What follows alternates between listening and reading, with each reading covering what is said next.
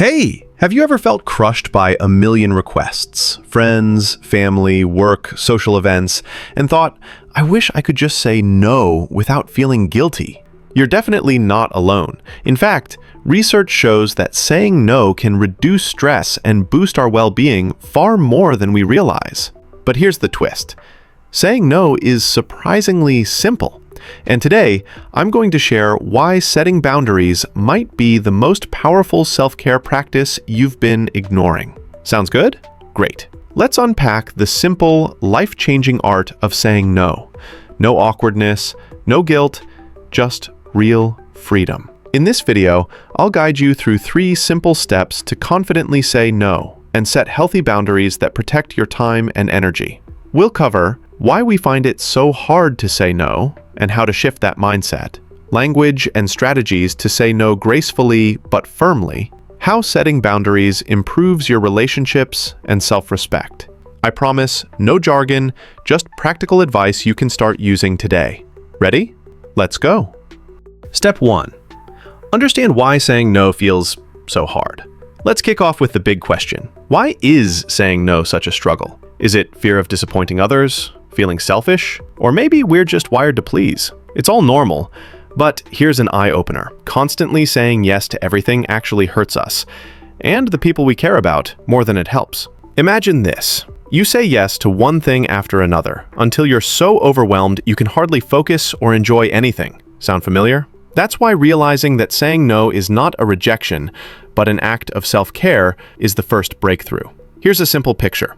Think of your time and energy like a bucket. When you keep pouring in water, tasks, favors, obligations, without stopping, the bucket overflows. And when it spills over, so does your joy, your focus, and your peace. Saying no is just turning off the tap to protect the bucket.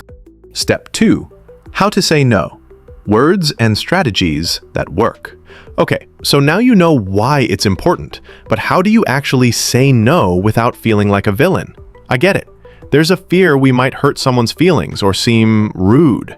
But here's a secret. You can say no kindly and clearly, and people will respect it. Here are some simple ways to say no. Thanks so much for thinking of me, but I'm going to have to pass this time. I can't take on anything else right now, but I appreciate you asking. That sounds great, but I need to focus on my priorities right now. Practice makes perfect. Try role-playing this with a friend, or even in front of a mirror. The key is owning your no without over-explaining or apologizing excessively. And here's a quick win demo. The next time someone asks you for a favor, pause for just a moment and say, "Let me check my schedule and get back to you." It buys you time to consider your boundary before committing.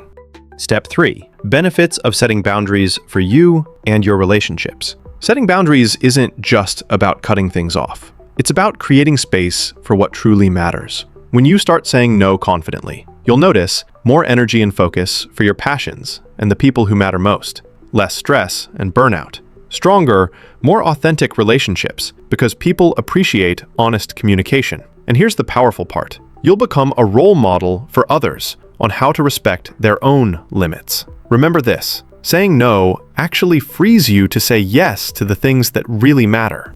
So that's it. The surprisingly simple power of saying no and setting boundaries. It's a gift you give yourself. And the best part? Everyone around you benefits too. If this resonated, hit like to let me know, and subscribe for more real-life growth tips. Got your own stories or tips about saying no? Share them in the comments. I'd love to hear and learn from you. Thanks so much for watching.